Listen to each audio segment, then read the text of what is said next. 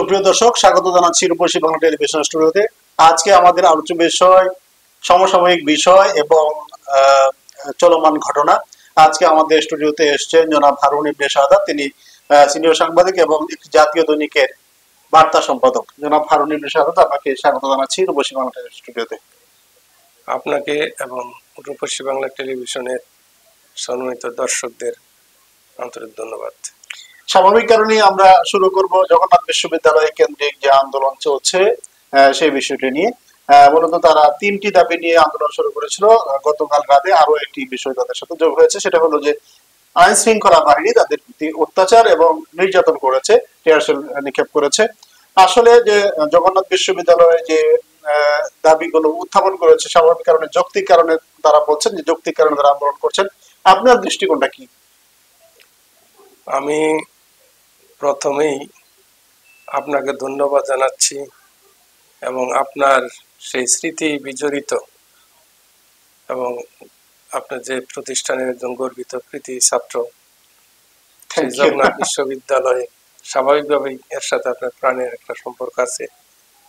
সেই আবেগতাড়িত এবং সেই স্মৃতি রোমন্থন করেই আমি কথা শুরু করব। প্রথম কথা হচ্ছে, আমার এ পর্যন্ত আসতে হলো কেন? জি, এটা শুধু আমার নয়, আমি স্বাভাবিকভাবে একজন এই সমাজের, এই দেশের একজন মানুষ হিসাবে পথে ঘাটে চলতে গিয়ে বিভিন্ন সচেতন মানুষের মুখে যে কথা শুনি, তাদের যে ভাষ্য, তাদের যে অভিমত গুলো শুনি, সেই কথাটাই আমি এখানে আপনার সামনে বিবৃত করলাম। জাস্ট আমি নতুন কোনো কথা বলিনি, কারণ সেখানে তারা যে দাবিগুলো উত্থাপন করেছে, দাবি মানা না মানা পরের কথা, কিন্তু তারা প্রথমত নিশ্চয়ই বিষয়গুলোকে উপস্থাপন করেছে তাদের ওই প্রতিষ্ঠানের প্রধান, তারপর শিক্ষা মন্ত্রণালয়কে দৃষ্টি আকর্ষণের চেষ্টা করছে। কারণ রাজপথে নামাটা তো হচ্ছে সর্বশেষ পর্যায়ে। জি, এই সর্বশেষ পর্যায় পর্যন্ত, এমনকি সেই যমুনা ঘেরাও কর্মসূচির পরে কেন আমাদের এই অন্তর্বর্তী সরকারের টনক নড়লো, এর আগে কেন নড়লো না, সেটা হচ্ছে আমার প্রথম প্রশ্ন। তারপর দাবি বলেছেন যৌক্তিক দাবি। প্রথমত তারা দাবি করেছেন যে 70% শিক্ষার্থীকে বৃত্তির আওতায় আনতে হবে, আবাসিক বৃত্তি। বৃত্তি, তার আবাসিকটা দ্বিতীয় আরেকটা দাবি, এটা যে আমি যদি বর্ণনা করে থাকি, দেখেছি আমি যে আবাসিক সমস্যার সংকট, এটাকে দূর করতে হবে। যে আবার তারপরে আছে যে তার দ্বিতীয় ক্যাম্পাস, যেটা তাদের বিশ্ববিদ্যালয়ে কেরানীগঞ্জে করার কথা, সেটা তো অনেক পুরনো, অনেক দিন আগের একটা দাবি। আর এই বিশ্ববিদ্যালয়ের অনেক সম্পত্তি ব্যাহত হয়েছে স্বৈরাচারের দোসর, যে পতিত সরকারের অনেক প্রভাবশালী ব্যক্তি তার সাথে জড়িত। এটা জানেন যে সেখানকার শিক্ষকরা পর্যন্ত আহত হয়েছেন সেই সম্পত্তি উদ্ধার করতে গিয়ে।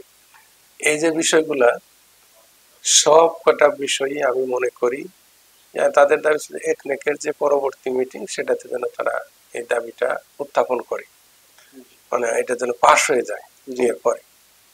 এই বিষয়গুলোকে আশ্বস্ত করে তাদেরকে তারপরে পর্যালোচনা করার জন্য আলোচনার টেবিলে বসে তাদের কাছে যাওয়া। কারণ আমাদের একটা জিনিস বুঝতে হবে এই সরকারকে, যে এই জেনারেশনের সাথে আমাদের জেনারেশনের চিন্তা চেতনা, মানসিকতা এবং বোধ সবকিছুর অনেক পার্থক্য আছে। জি, তাদেরকে যদি এটাতে ধারণ করতে না পারার কারণেই কিন্তু একটা রিজন, অবশ্য না কারণ করতে পারেনি এবং তারা চেষ্টা করেনি, কারণ তাদের এটাই ছিল তারা ফ্যাসিস্ট চরিত্রে পারে না। কিন্তু আজকে যারা এসেছেন যে ফ্যাসিস্টের অল্টারনেটিভ বা ফ্যাসিস্টকে বিতাড়িত করে একটা সংস্কারপূর্ণ, সমৃদ্ধ, একটা সৃজনশীল বাংলাদেশ উপহার দেওয়ার জন্য, তাদের কাছে এটা আমরা প্রত্যাশা করিনি। আমরা চাই আর এক মুহূর্ত নয়, আর একটা স্লোগান, একটা বোতল ভাঙাভাঙি বা বোতল উড়িয়ে আজকে মিছিল হচ্ছে, এসব না হয়ে এই মুহূর্তেই তাদেরকে নিয়ে বসে একটা যৌক্তিক সমাধানে আসা দরকার। সাধ্য সামর্থ্য সব আলোকে, কারণ আমাদের সন্তানরা অবুঝ না, তার অবশ্যই যদি কোনো প্রতিবন্ধকতার পিছনে দাবি পূরণের ক্ষেত্রে যদি কোনো সমস্যা বা দীর্ঘসূত্রি তার কিছু কারণ থাকে, যৌক্তিক কারণ থাকলে তার অবশ্যই সেটা মানবে বলে আমি বিশ্বাস করি। তাই আমার দাবি হচ্ছে এটা যে যিনি শিক্ষা উপদেষ্টা আছেন এবং প্রধান উপদেষ্টাকেও বলবো যে তাদের দাবিগুলোকে বা তাদের প্রতি সন্তানের মমতা নিয়ে তাদের দিকে তাকানো, এবং যে বিষয়টা হচ্ছে যে পুলিশের যে আগ্রাসী মনোভাব সেটা আমাদের কাম্য না। সরকার বিশেষ করে ছাত্রদের প্রতি তারাও, আর ছাত্ররা আবার জানা মতে এমন কিছু করেছে যে তারা কোনো উশৃঙ্খলতা বা তারা কোনো ভায়োলেন্সের দিকে ততক্ষণ শুধু ব্যারিগেডটা অতিক্রম করা, এক্ষেত্রেও মনে করি যে উপদেষ্টাদের কত দূর পর্যন্ত কেন গেল, তার আগেই প্রতিনিধিদেরকে একটা লিস্ট তারা চেয়ে নিত যে না এতজন তোমরা আসো তাহলে হতো। সে আপনার ঘরের দরজায় নিয়ে একটা বিক্ষুব্ধ ঢেউকে থামাতে যাবেন, এটা তো সম্ভব না। আমাকে ঢেউ থামাতে হবে, গতিপথ পরিবর্তন করতে অনেক আগে। এটা স্বাভাবিক কারণেই প্রয়োজন যে একজন ছাত্র সে ক্যাম্পাস চায়, সে তার খোলামেলা, সে তার পরিবেশ চায়, সে তার মুক্ত বুদ্ধির চর্চা চায়, সে একটা পরিবেশ চায়, সে একটা বাজেট চায়, সে এইসব কিছু মিলিয়ে তাদের যে দাবিগুলো ছিল। আর সর্বশেষ খবর হলো যে আপনার পুরনো যে প্রাক্তন ছাত্ররা এই আন্দোলনের সাথে যুক্ত হচ্ছে। এবং গত রাতে একজন সম্মানিত টিচার, আমার টিচার, অপরাধ বিজ্ঞানের টিচার, তিনি একটা দিলেন যে সামাজিক যোগাযোগের মধ্যে পোস্ট দিলেন যে আমাদের যে দাবিগুলো এগুলো যদি যৌক্তিক না হতো তাহলে আমাদের বক্তব্য ছিল না পুলিশের লাঠিচার্জ এবং আমাদের প্রতি অবহেলা। কিন্তু আরেকটা ব্যাপার তিনি দুঃখের সাথে বলেছেন যে ঢাকা ইউনিভার্সিটিতে এর চেয়ে খুব কম গুরুত্বপূর্ণ কোনো আন্দোলন হলেও চারদিক থেকে ঝাঁপিয়ে পড়ে সংহতি প্রকাশ করে, কিন্তু জগন্নাথ বিশ্ববিদ্যালয়ের যৌক্তিক দাবি এবং এই ধারাবাহিক আন্দোলন তাদের যৌক্তিক দাবিগুলোর জন্য ঠিক সেইভাবে সাড়া পাচ্ছে না। সম্ভবত এই স্ট্যাটাসের পর আজকে প্রাক্তনরা জড়িত হচ্ছে, সম্ভবত একটা বৃহত্তর এর দিকে যাচ্ছে। সেটাকে আপনি কিভাবে বিশ্লেষণ করবেন? এটা বিশ্লেষণ করব এইভাবেই, আমি বলবো বিষয়টা আপনার শুরুতেই বলেছিলাম এরকম আপনার মতো অনেক কীর্তিমান মানে সাবেক ছাত্র মেলায় যাই বলি না কেন ওখানকার আছে জগন্নাথ বিশ্ববিদ্যালয়। এটা অনেক পুরনো প্রতিষ্ঠান, কলেজ থেকে শুরু, তারপর বিশ্ববিদ্যালয়। কিন্তু আসলে সত্যি কথা বলতে কি আমার কাছে যেটা মনে হয়, আমার যেটা উপলব্ধি, আমি তাদেরকে ছোট করার জন্য নয় এবং তাদের প্রতি সহানুভূতির ভাষা নিয়ে বলছি যে সেখানে অবকাঠামোগত দিক থেকে কলেজই আছে জি, কারণ একটা ভিসির বদলে প্রিন্সিপাল পেয়েছে তারা। জি, তাছাড়া অবকাঠামোগত দিক থেকে একটা বিশ্ববিদ্যালয়ের যে অবকাঠামোগত যে পরিসর বা যে প্রবৃত্তি যে বিস্তৃতি যাই কিছু বলি না কেন সেটা তারা পায়নি, আর স্বাভাবিকভাবেই বিষয়টা আসবে। আর এই দিক থেকে আমি বলবো যে শিক্ষক হয়তো মাননীয় যে শিক্ষক, শ্রদ্ধেয় শিক্ষক আমাদের, উনি হয়তো এটাই বোঝাতে চেয়েছেন যে সেখানে সর্বস্তরে বিশেষ করে মিডিয়া, রাজনৈতিক ব্যক্তিত্ব, তাদের যে সমর্থন ঢাকা বিশ্ববিদ্যালয়ে যে টনক নড়ে যায় যত দ্রুত, তার পাশেই আরেকটা ঐতিহ্যবাহী প্রতিষ্ঠান কেন নড়বে না, এটা স্বাভাবিক। তাদের একটা ভোবা কান্না বহির প্রকাশ হিসাবে আমি দেখছি। এবং আমি মনে করব যে যারা মানে বিরোধী দল, বা এখন তো আসলে বিরোধী দল বলা যায় না, মানে সরকারের সহায়ক, এই অন্তর্বর্তী সরকারকে সহযোগিতা করার জন্য, রাষ্ট্র সংস্কারের সহযোগিতার জন্য যে রাজনৈতিক দলগুলো কাজ করতেছেন, সবাই উচিত এই বিষয়টাকে নিয়ে ভাবা এবং সাথে সাথে যাদের হাতে দায়িত্ব তাদেরকে ভাবানো। জি, ধন্যবাদ আপনাকে। আরেকটা বিষয় আমরা একটু আলোচনা করব, সেটা আপনি জানেন যে ঢাকা বিশ্ববিদ্যালয়ের একজন ছাত্র এবং ছাত্র সংগঠনের নেতৃত্ব পর্যায়ের একজন, তিনি খুন হয়েছেন পাশে সোহরাওয়ার্দী উদ্যানে। এবং এই উদ্যানটি ঢাকা বিশ্ববিদ্যালয় এরিয়াভুক্ত এবং এখানে আমরা যতদূর জানি যে আইনশৃঙ্খলা অবনতি হওয়ার মতো যে কর্মকাণ্ডগুলো এখানে সহসায় ঘটে থাকে অহরহ। এবং এই আজকে সর্বশেষ খবর অনুযায়ী যে ঢাকা দক্ষিণ সিটি কর্পোরেশন এখানে অভিযান পরিচালনা করছে এবং বুলডোজার দিয়ে যে অবৈধ স্থাপনাটা বনা আছে এবং এগুলো করছে। এই অভিযানটা মূলত আমরা দেখছি যে যখনই কোনো অকারেন্স ঘটে এবং আলোচনায় আসে তখনই আমরা দেখছি যে প্রশাসনের কিছু তৎপরতা, কিন্তু আগে এগুলো ঘটে না কেন, এগুলো হয় না কেন, আগে কেন চিন্তা করে না প্রশাসন? আসলে খুবই দুঃখজনক এবং ব্যথা ভারাক্রান্ত ভাবেই বলতে হচ্ছে, এবং আমি সহনতা বেদনা প্রকাশ করতেছি সেই সন্তানেরা মা বাবার প্রতি, যাদের আশা আকাঙ্ক্ষা, তাদের স্বপ্ন দুর্বৃত্তদের ছুরিকাঘাতে হারিয়ে গেছে। আমি তার সেই সাম্য, শাহরিয়ার সাম্য ছাত্র দলের একটি বাংলাদেশের ঐতিহ্যবাহী এবং বড় একটি ছাত্র সংগঠন বলা যায় এখন, যে কটি ছাত্র সংগঠন আছে, মানে ছাত্রলীগ তো এখন আর নেই, নিষিদ্ধ, তাদের দুর্বৃত্তপনার কারণে নিষিদ্ধ হয়েছে, তাদের সন্ত্রাসী কর্মকাণ্ডের কারণে। তো আজকে সেই ছাত্র দলের একজন মেধাবী ছাত্র নেতা, তার এই পরিণতি আসলে আমাদেরকে ভাবায় এবং আমাদের কাঁদায়। আমরা তার আত্মার মাগফিরাত কামনা করছি। তারপরে যে কথাটা আপনার যে প্রশ্নটা করেছেন যে আগে কেন হয় না, আসলে আমাদের দেশে একটা কথা আছে যে চোর গেলে বুদ্ধি বাড়ে, আর গন্ডগোলের ফলে পুলিশ আসে। এই অবস্থার পরিবর্তন হতে হবে, এটা জাস্ট একটা রূপক। মানে পুলিশ শুধু বিষয় না, এখানে চোরও বিষয় না, এখানে আসলে যারা দায়িত্বশীল তাদের বুদ্ধিটাই বোঝানো হয়েছে, এবং যারা যেখানে যে অ্যাকশন নেওয়া প্রয়োজন সেই অ্যাকশনটা যথাসময়ে, মানে যে রোগী মারা যাওয়ার পরে ডাক্তার আসার মতো আর কি, রূপকটা এরকম। এই জন্য আমাদেরকে অবশ্যই এই কালচার বলি বা সংস্কৃতি বলি বা এই রীতিনীতি বা এই যে বলি প্রথায় থেকে বেরিয়ে আসতে হবে। আমাদেরকে আগেই এর প্রতিকারের কথা ভাবতে হবে। আমাদের ছাত্র সংগঠনগুলোকে এজন্য যে সহ অবস্থান, কমিউনিটার পরিবেশ, এবং তাদেরকে যে পরিবেশ উন্নয়নের জন্য যে পরিবেশ উন্নয়ন কমিটি, আমি জানি যে বিশ্ববিদ্যালয়গুলো তো আগে ছিল, কিন্তু সেটা দেখা যায় অমুক ছাত্র সংগঠন থাকলে সে থাকবে না, আরেকটা থাকলে আরেকজন থাকবে না।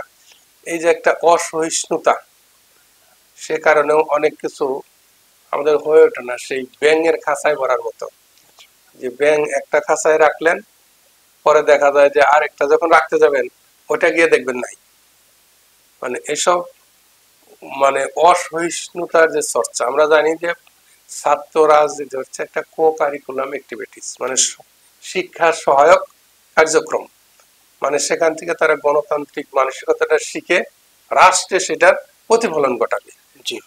যদি সেখানেই যদি সেই অসহিষ্ণুতা দিয়ে শুরু হয়, তাহলে তারা যখন মন্ত্রী হবেন, এমপি হবেন, বিভিন্ন সংগঠনের নেতৃত্ব দিবেন, বড় বড় রাজনৈতিক পার্টির, তাদের মধ্যে এই মানসিকতাটাই থেকে যায়, এবং তারই ফল আমরা এই জাতি ভোগ করতেছি স্বাধীনতার 54 বৎসর যাবৎ। আমরা এর অবসান চাই। আমরা আশা করি যে আজকে থেকেই যে যে জায়গায় এই ধরনের মাদকের স্পট, এগুলো সব জানা, ওপেন সিক্রেট, মানে পুলিশের কাছে তালিকা আছে কারা সন্ত্রাসী, তারাও জানেন। আমাদের পুলিশ কিন্তু আসলে মানে প্রশংসিত অনেক, মানে তাদের যে ডাটাবেস, তাদের যে দক্ষতা, তাদের যে সৃজনশীলতা, সেটা কিন্তু আন্তর্জাতিক ভাবে স্বীকৃত। আপনারা জানেন কিনা? অবশ্যই জানেন, পুলিশ অনেক রহস্য উদ্ঘাটন করেছে। বিশেষ করে আপনি একজন অপরাধ বিজ্ঞানের ছাত্র হিসাবে এটা আপনার কাছে আমার সাথে বেশি আছে। তাদের ট্রেনিং গুলো খুব ইফেক্টিভ, তাদের ট্রেনিং গুলো, এমনকি আমি বাইরের পত্র পত্রিকায় বিভিন্ন ঘটনায় তারা যেভাবে ক্লুলেস অপরাধ গুলাকে সামনে নিয়ে আসে, সেটা দেখে মানে বড় বড় গোয়েন্দা সংস্থাগুলো বাইরের অবাক হয়ে যায় আমাদের দক্ষতা দেখে। এক্ষেত্রে জাতিসংঘেও তারা ভূমিকা পালন করতেছে। তার জন্য তাদেরকে যদি আমরা কাজে লাগাই, মানে আমাদের এই যে মাননীয় প্রধান, আমি বুঝতে পারছি যে ইন্ডিপেন্ডেন্টলি, অর্থাৎ তাকে এম্পাওয়ার করা যায়, তুই তোর ক্ষমতা বলে তুই কাজ কর, এই স্বাধীনতা। আর ওই দুর্নীতি, করাপশন, রাজনৈতিক প্রভাব মুক্ত, মানে মাদক ব্যবসায়ীদের প্রভাব, এই যে মানে আমাদের বলা হয়ে থাকে যে বিশ্বব্যাপী, এটা শুধু বাংলাদেশে না, যে 60% ব্যবসা বাণিজ্য হচ্ছে আপনার মানে আন্ডারওয়ার্ল্ড নিয়ন্ত্রণ করে। যেমন পর্ন, সিন্ডিকেট ব্যবসা, এসব সিন্ডিকেট।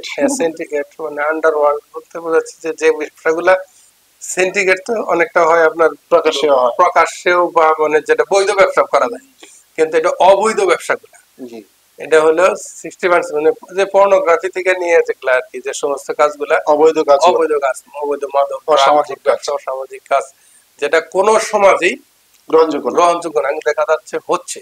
আর সেটা হয় যারা এই যে মাফিয়া তন্ত্র, চোর তন্ত্র কায়েম করে যে সব দেশে, সেখানে বিস্তৃত হয়।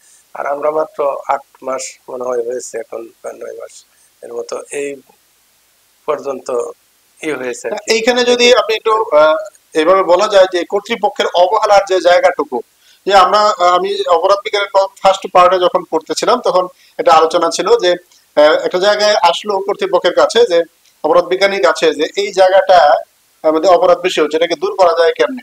তিনি পরামর্শ দিলেন যে ওই জায়গায় আলো জ্বালিয়ে দাও, যে সারাক্ষণ যেখানে আলো থাকে, নিবৃত অবস্থান না থাকে, মানুষের আনাগোনা থাকে, সেই জায়গায় অপরাধ হয় না। আমরা যদি এই সোহরাওয়ার্দী উদ্যানের বিষয়টি লক্ষ্য করি তাহলে দেখবো যে এখানে আবসা অন্ধকার, অর্থাৎ অপরাধের জন্য পরিবেশ তৈরি করে দেওয়া। সেই জিনিসটাই আপনার আর আমার কথার ভিতরে খুব একটা ফাঁক নেই, কিন্তু একটাই যে এটা যে বলা হচ্ছে যে প্রায় 60% মতো যে আন্ডারওয়ার্ল্ড এর যে সমস্ত কারবার হয়, মানে এটা বড় একটা ব্যবসা। আর সেটা যদি ওই যে আলো জ্বলে না, এটা কেন? এটা কিন্তু একজন সিপাহি, একজন এসপি, একজন ওসিও কিন্তু এটা পারবে না। আচ্ছা, ইচ্ছা করলে পারবে না। হ্যাঁ, যদি এমন জায়গা থেকে নির্দেশ আসলে আলো জ্বলবে না, তাহলে পরে দেখা যাবে তাকে বান্দরবনে না এমনও ঘটনা ঘটে, আপনারা দেখেন বিভিন্ন ক্রাইম স্টোরিতে, যে পুলিশই নেই, পুলিশ নেই, হাওয়া হয়ে গেছে। তার জন্য এই বিষয়গুলো সুযোগটা করে দিল। হ্যাঁ, আসার কথা হচ্ছে যে আমাদের বর্তমান অন্তর্বর্তী সরকার এবং সরকার যারা আছে, এবং বর্তমান পুলিশ প্রধান, তার অনেক প্রশংসিত, তিনি অনেক সৎ মানুষ। আমি আশা করি যে সবাই যদি সম্মিলিত ভাবে চেষ্টা করেন, এটা দূর হয়তো হবে না, কারণ নিয়ন্ত্রণ হবে, কমে আসবে, এবং প্রাণঘাতী যেটা, সেটা থেকে বেরিয়ে আসবে।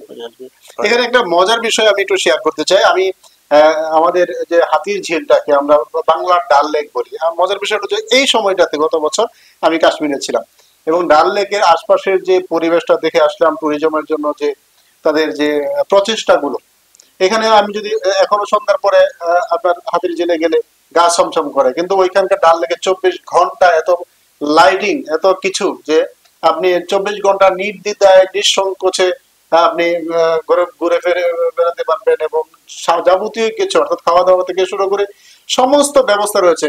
একই অবস্থা করা যায়, আমি যদি বলি যে এটা হলো বাংলার ডাল লেক, হাতির ঝিল। হাতির ঝিলটা সন্ধ্যাবেলায় গেলে আবছা অন্ধকার, এবং যতগুলো লাইটিং রয়েছে সবগুলো নষ্ট, এবং কিছু কিছু সময় কিশোর গ্যাংয়ের দখলে থাকে এই হাতির ঝিলটা। অর্থাৎ কোনো একটা সুস্থ মানুষ যে ওখানে গিয়ে হাঁটবে একটু রাতের বেলা, একটু একটু করবে, এই ব্যবস্থাটা নাই। এইটা কেন করতে পারে না প্রশাসন? এর উত্তর আপনার প্রশ্নের ভিতরে আছে। আমরা যদি কাশ্মীরের পেহেলগামের ঘটনার দিকে দৃষ্টি দেই, দেখেন এত কিছু, এত সিকিউরিটি অবস্থা, সেখানে হঠাৎ একটা ঘটে গেল ঘটনা, মানে অ্যাক্সিডেন্টই বলেন, ইনসিডেন্ট বলেন, 22 এপ্রিল যে ঘটনাটা ঘটেল, সেটা কিন্তু ওই যারা ভুক্তভোগী, তারা ভিকটিম ফ্যামিলি বলতেছে ওই সময় কেউ ছিল না, কোন আইন শৃঙ্খলা বাহিনীর কেউ, মানে করতে দেওয়া হয়েছে, এটা অধিকাংশ মানুষ জানে, এবং সুস্থ বুদ্ধি সম্পন্ন করতে দেওয়া হয়েছে। এখানে ওই যে বললাম যে আপনার সোহরাওয়ার্দী উদ্যানে যেটা বললাম, যে সেখানে হয়তো পুলিশই থাকবে না, মানে আলো জ্বালাবেন যারা, মানে আলো জ্বালানোর, আলোটাকে নিভিয়ে রাখার জন্য কোন কালো হাতটা, সেই হাতটাকে যে পর্যন্ত শনাক্ত করে ভেঙে দিতে না পারবেন, সে পর্যন্ত আলো জ্বলবে না। আমরা আরেকটা বিষয় নিয়ে আলোচনা করবো এখন, সেটা হলো একজন আলোচিত এমপি অ্যারেস্ট হয়েছে গতকাল রাত, অর্থাৎ ভালুকার এমপি কাজীমুদ্দিন ধনু সাহেব, তিনি আলোচিত একজন এমপি। এবং এটা থেকে আমি একটু রেস্ট আনতে চাই যে তারা 5ই আগস্টের পরে আওয়ামী লীগ, শেখ হাসিনা পালিয়েছে এবং তার দোসরেরা আত্মগোপনে ছিল। এই দীর্ঘ সময়ের পরেও অনেক আলোচিত ব্যক্তি গ্রেফতার হলো না। 1, 2 নম্বর হলো যে আওয়ামী লীগ সর্বশেষ হলো নিষিদ্ধ ঘোষিত হয়েছে, এবং তাদের কার্যক্রম সমস্তই করা হয়েছে, বন্ধ করা হয়েছে। এবং এই যে একটা আলোচনা আসছে আর কি, সেটা হলো যে এই যে তারা অ্যারেস্ট হচ্ছে না কেন, একটা প্রশ্ন। আরেকটা প্রশ্ন তৈরি হয়েছে যে আওয়ামী লীগ নিষিদ্ধ হওয়ার পর সব কিন্তু শেষ হয়ে যায় না, বা কিছু মানুষ গ্রেফতার হলেও আওয়ামী লীগ শেষ হয়ে যায় না, অর্থাৎ তার কর্মীরা কিন্তু সক্রিয় আছে। এর বেনিফিশিয়ারি আসলে কারা হবে? প্রশ্নটা এই প্রেক্ষাপটে যতটা সহজ, উত্তরটা ততটাই কঠিন। আচ্ছা। কারণ হচ্ছে যে আসলে আওয়ামী লীগ নিষিদ্ধের প্রেক্ষাপটটা আমরা জানি বিগত ১.৫ দশক যাবত। জি। আমি ২০০৮-এর যে নির্বাচন সেটাকেও ফেয়ার আমি মনে করি না, কারণ আমি নিজে সে সময় আপনার বালুকাতে বললেন, বালুকা না, আমি গাজীপুরের ৮টা-১০টা কেন্দ্র ভিজিট করেছি। আচ্ছা। সেই সময় ওইখানকার যে মহিলা এমপি প্রার্থী ছিলেন, জাহেদা খাতুন। না জাহেদা খাতুন না, টুসি। যাই হোক নামটা এই মুহূর্তে মনে পড়তেছে না, তার সাথেও সাক্ষাৎ হয়েছে। আমাদের সাথে ওই সময় যে কবি আসাদ বিন হাফিজ সহ ওই এলাকার, মানে তার বাড়িও কালীগঞ্জ। আচ্ছা আচ্ছা, গাজীপুর কালীগঞ্জ। কালীগঞ্জের যিনি ছিলেন আর কি। জি। ওই দেখেছি যে সেখানে কিভাবে ভোট হচ্ছে, মানে একটা কথা আছে না যে উপরে মানে বাইরে ফিটফাট, ভিতরে সদরঘাট। জি। আর যেটা বলতেছিলেন যে পরের প্রশ্নটা, কেন গ্রেপ্তার হচ্ছে না আর কেন তাদের এটার বেনিফিশিয়ারি কেউ হবে নিষিদ্ধ ঘোষণা করা। আসলে যে কোনো, আমরা যদি পৃথিবীর ইতিহাসের দিকে তাকাই, কোন ফেসিস্ট রাজনৈতিক দল আসলে ফিরে আসা কঠিন। কঠিন না, নাই। যদি ইতিহাসে। দেন আপনি, এখন পর্যন্ত ইউরোপ আমেরিকার মতো সভ্য দেশে নাৎসিজমের কোনো গন্ধ, রেসিজমের কোনো গন্ধ কোথাও পেলে তাকে ই করা হয়। এমনকি ইটালিতে মুসোলিনির নাতিপুতিদের পর্যন্ত রাজনীতি নিষিদ্ধ করা হয়েছে। আচ্ছা। জার্মানিতে হিটলারের কোনো চিহ্ন নেই, মানে নাৎসিবাদের কোনো চিহ্ন সেখানে বরদাস্ত করা হয় না। মানে কারণ তাদের হচ্ছে যে যারা রাজনীতিকে মানে হত্যা সন্ত্রাসী যারা রাজনীতির হাতিয়ার হিসেবে নেয়, তাদের ব্যাপারে এটা স্বাভাবিক। আর তার মানে এই নয় যে আওয়ামী লীগের সবাই ফ্যাসিস্ট। আচ্ছা, এটা আমি মনে করি না। এখানে কি বিভিন্ন কারণে বিভিন্ন আবেগ সেখানে কাজ করেছে আওয়ামী লীগের সাথে, যারা আবেগের কারণে অনেক আওয়ামী লীগ করছে, জেনে হোক বুঝে হোক, অনেক আমাদেরকে, আমরা নিজেরাই যে ইতিহাস পড়েছি আর এখন অনেক অনেক ইতিহাস বেরিয়ে আসতেছে, দেখলাম মানে অন্তরাল দেখলে স্বাভাবিকভাবেই বিশ্বাস হতে চায় না, বিশ্বাস করতে না করে উপায় নেই, তথ্য প্রমাণ হাজির। এই অবস্থায় দেখা যাচ্ছে যে যারা আছে তাদেরকে বলা হচ্ছে যে ট্রুথ কমিশন বলেন বা ইনকিলাব মঞ্চ একটা সংগঠন, তারা বলছে তওবা কমিশন। মানে এরকম যারা আসলে অপরাধের সাথে সংশ্লিষ্ট না, তাদেরকে গণহারে গ্রেপ্তার বা গণহারে শাস্তি দেওয়ার পক্ষে আমি না। কিন্তু যারা, যাদের বিরুদ্ধে সুনির্দিষ্ট অভিযোগ রয়েছে তাদেরকে অবশ্যই শাস্তি পেতে হবে।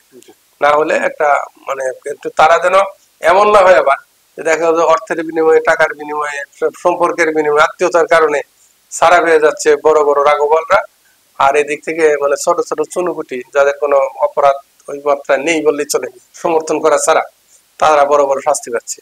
এইটা কোনোদিনই এই সমাজের স্থিতিশীলতা এবং আনবে না। তার জন্য এই সমাজের শান্তি শৃঙ্খলা স্থিতিশীলতার স্বার্থে আমাদেরকে তাদেরকে ক্ষমা, সাধারণ ক্ষমার মাধ্যমে একটা দিয়ে দেয় না, তোমরা যা করছো বুঝতে, মানে স্বাভাবিক জীবনে ফিরিয়ে নিয়ে আসা, আর যারা শাস্তি পাওয়ার যোগ্য তাদের দৃষ্টান্তমূলক শাস্তি নিশ্চিত করা।